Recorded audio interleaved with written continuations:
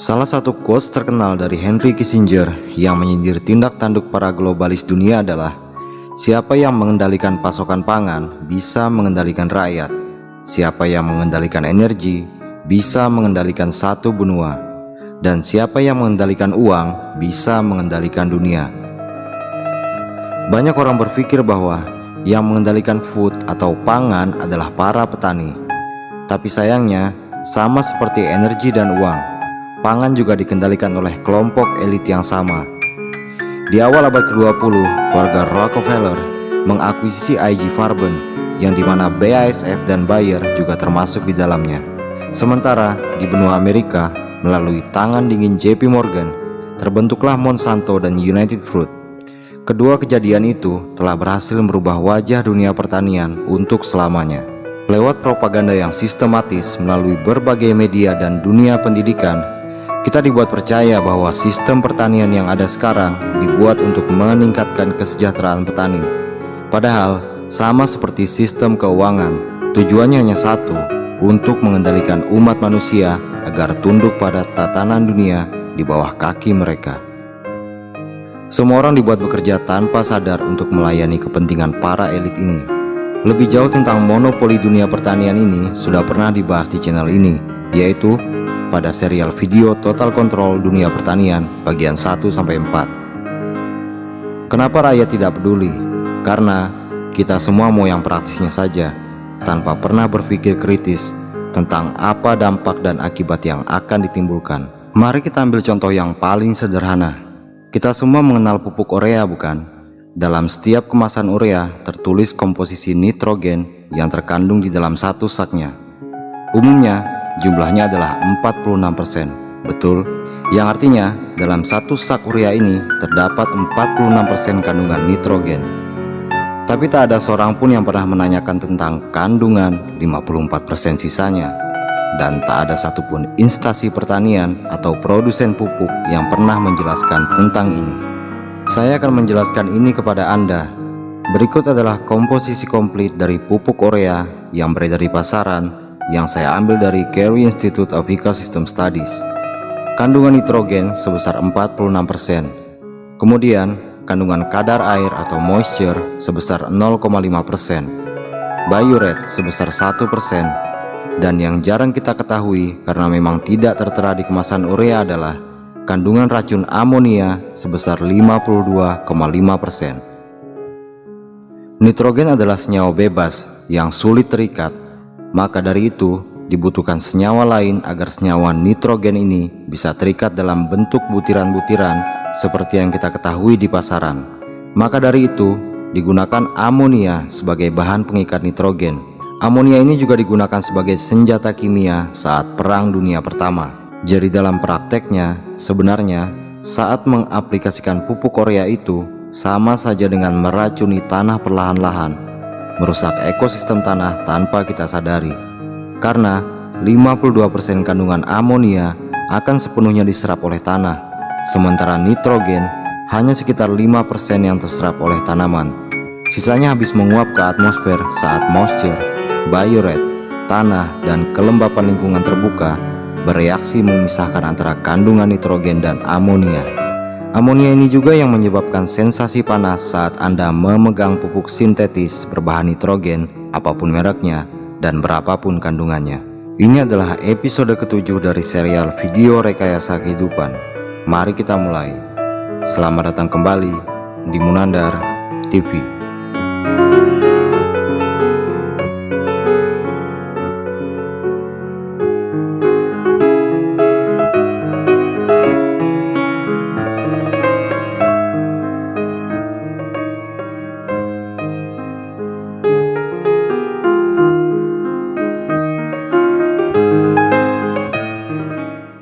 Banyak orang berpikir bahwa mustahil menjalankan dunia pertanian tanpa bahan-bahan kimia berbahaya.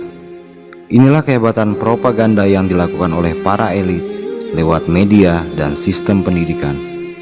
Sama seperti sistem keuangan, kita bekerja tanpa sadar untuk melayani para globalis dunia. Sejak Green Revolution masuk ke Indonesia 60 tahun yang lalu, tanah-tanah di Indonesia sudah mengalami degradasi kesuburan yang sangat parah. Sepandai apapun ditutupi, hal ini tetap merupakan fakta yang sulit untuk dibantah. Sekarang izinkan saya untuk menyampaikan sebuah konsep pertanian muslim yang mungkin bisa menjadi solusi dari berbagai masalah pertanian di Indonesia saat ini. Bahkan di masa sekarang, 80% lebih pertanian di Israel menggunakan konsep pertanian ini.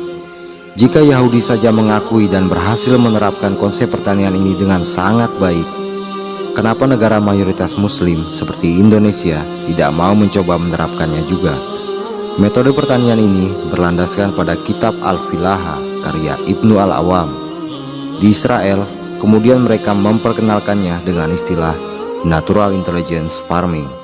Cendekiawan muslim bernama Abu Zakaria Yahya Ibnu Muhammad Ibnu Ahmad Al-Awam atau Ibnu Al-Awam hidup di abad ke-12 Masehi. Dia adalah orang yang berhasil menyelamatkan Andalusia atau Spanyol saat ini dari bencana kelaparan karena rusaknya tanah-tanah pertanian di sana saat itu. Dia kemudian bisa membangkitkan kembali dunia pertanian di Andalusia dari keterpurukan dengan izin dari Allah Subhanahu wa Ta'ala. Ibnu Al-Awam kemudian menulis sebuah kitab bernama Al-Filaha atau buku pertanian muslim. Kitab ini memiliki total 34 bab dan 30 bab menjelaskan tentang pertanian, sedangkan 4 bab sisanya menjelaskan tentang peternakan. Kita fokuskan dulu pembahasan ini pada segmen pertaniannya. Perlu diingat bahwa apa yang saya sampaikan ini hanyalah rangkuman dari kitab Al-Filaha, khususnya 30 bab yang membahas tentang pertanian. Yang pertama adalah keyakinan akan Sang Pencipta, Allah Subhanahu wa Ta'ala, Tuhan yang Maha Esa. Di abad ke-12 itu belum ada teknologi seperti mikroskop, tapi Ibnu Al-Awam tahu bahwa ada kehidupan penunjang pertumbuhan di dalam tanah. Dia tahu bahwa Sang Pencipta menciptakan semuanya dengan seimbang. Yang kedua adalah pemilihan lahan yang cocok untuk jenis tanaman. Untuk hal yang satu ini, saya rasa sudah sejalan dengan metode pertanian di masa sekarang. Ditambah lagi kondisi tanah di Indonesia yang rata-rata mumpuni untuk tanaman-tanaman inti seperti palawija dan hortikultura. Jadi, tak ada masalah dengan segmen kedua ini. Yang ketiga adalah kemampuan menjaga kestabilan mikroorganisme di dalam tanah, yaitu dengan memberi makan para mikroorganisme ini dengan materi organik. Materi organik ini tidak harus berupa kotoran hewan, bisa berupa sisa-sisa tumbuhan atau sisa-sisa batang dedaunan tanaman sisa panen. Perlu diingat bahwa ada perbedaan antara pupuk organik dan materi organik. Pupuk organik adalah bahan organik seperti kotoran hewan atau tumbuhan yang difermentasi dan diaplikasikan ke tanaman pasca tumbuh. Sementara materi organik adalah kotoran hewan atau sisa-sisa tumbuhan yang ditebar di areal budidaya sebelum proses penanaman atau bersamaan dengan pengolahan tanah. Di era Ibnu Al-Awam, setelah panen, mereka selalu merajang sisa-sisa panen seperti batang jagung, gandum, dan lain-lain. Tujuannya adalah untuk memberi makan kehidupan yang ada di dalam tanah agar ekosistemnya tetap terjaga. Hal ini erat kaitannya dengan poin pertama. Yang keempat adalah yang cukup krusial, karena hal ini adalah sesuatu yang tidak kita miliki di masa sekarang, yaitu bibit atau benih. Di era Ibnu Al-Awam, bibit-bibit tanaman palawija dan hortikultura belum mengalami engineering seperti di masa sekarang. Semuanya masih asli atau original, sehingga masih sangat resisten terhadap berbagai hama penyakit. Sangat berbeda dengan di zaman sekarang, di mana bibit-bibit sudah dirubah menjadi varietas hibrida yang sangat rentan terhadap hama penyakit dan sangat bergantung pada pestisida dan pupuk kimia. Sementara bibit-bibit tanaman original disimpan oleh para korporasi penguasa industri pertanian. Yang kelima yaitu penanggulangan hama penyakit. Di era Ibnu Al-Awam, penanggulangan hama penyakit cenderung lebih mudah karena selain ditopang oleh tanah yang sehat, tanaman juga memiliki sistem kekebalan yang baik, berbanding terbalik dengan di masa sekarang, di mana tanaman ditopang oleh tanah yang rusak dan beracun. Juga tanaman hasil engineering yang nyatanya sangat rentan terhadap hama penyakit. Oleh sebab itu, di era Ibnu Al-Awam, penggunaan pestisida hampir tidak diperlukan. Kondisi lingkungan dalam hal ini serangga juga sangat stabil ekosistemnya, sehingga keberlangsungan rantai makanan antar serangga juga masih sangat terjaga. Di masa sekarang, penggunaan insektisida terutama yang berbahan kimia justru lebih banyak membunuh musuh alami dari hama tanaman dibandingkan dengan hama sasaran, sehingga tak heran jika ledakan populasi hama tanaman adalah peristiwa yang biasa terjadi. Di era modern ini, penggunaan pestisida terutama dari golongan insektisida sudah tidak terkendali lagi. Kenapa demikian? Karena bahan aktif dari insektisida ini justru menyebabkan resistensi terhadap hama-hama seperti wereng, trips, kutu apits, ulat gerayak, dan lain-lain. Karena memang seperti itu tujuan diciptakannya pestisida, tapi baru sedikit dari kita yang menyadarinya. Berikutnya yang keenam adalah rotasi tanam. Menurut sang penulis Ibnu Al-Awam, rotasi tanam sangatlah penting dalam rangka untuk menekan perkembangan hama penyakit. Hal ini sudah sejalan dengan konsep pertanian di masa kini, dan saya yakin kita semua sudah menyadari akan hal ini. Selanjutnya yang ketujuh adalah penyubur tanaman. Tentunya di era Ibnu Al-Awam belum ada pengetahuan seputar pupuk kimia seperti saat ini.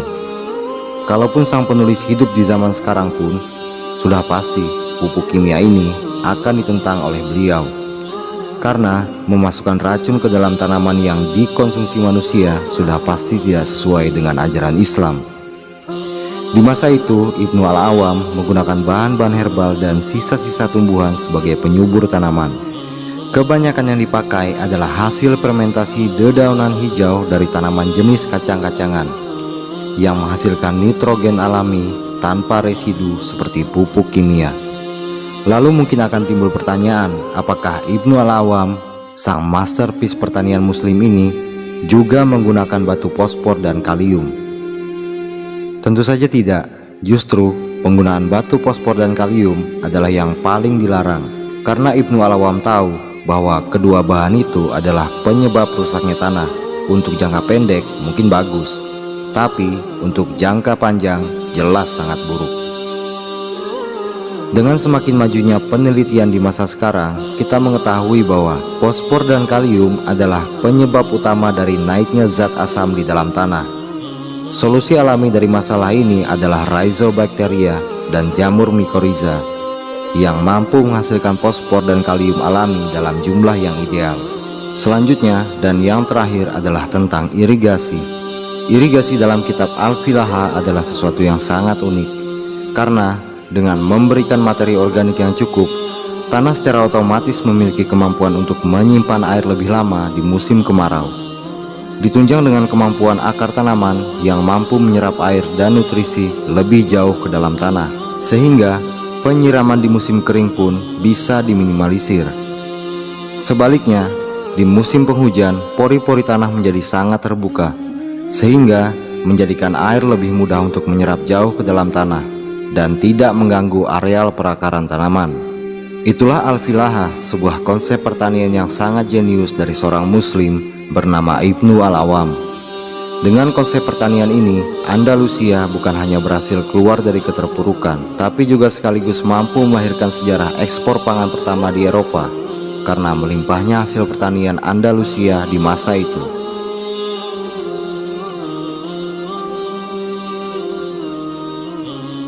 Inilah bukti keberadaan sang pencipta, dan Ibnu Al-Awam menyadari betul akan hal itu.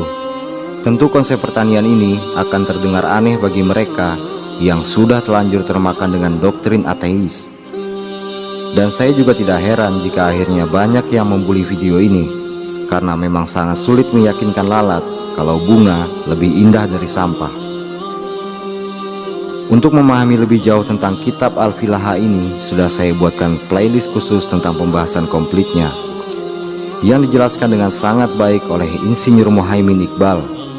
Linknya ada di deskripsi video ini. Playlist ini saya tempatkan di channel Indah Munandar, channel milik istri saya. Kalian bisa bantu subscribe channel Indah Munandar untuk mendapatkan konten-konten berkualitas lainnya. Silahkan like video ini jika kalian sudah sampai di sini, karena itu akan membantu video ini untuk menjangkau lebih banyak orang. Dari hal kecil ini kita bangkitkan kesadaran umat manusia. Terima kasih.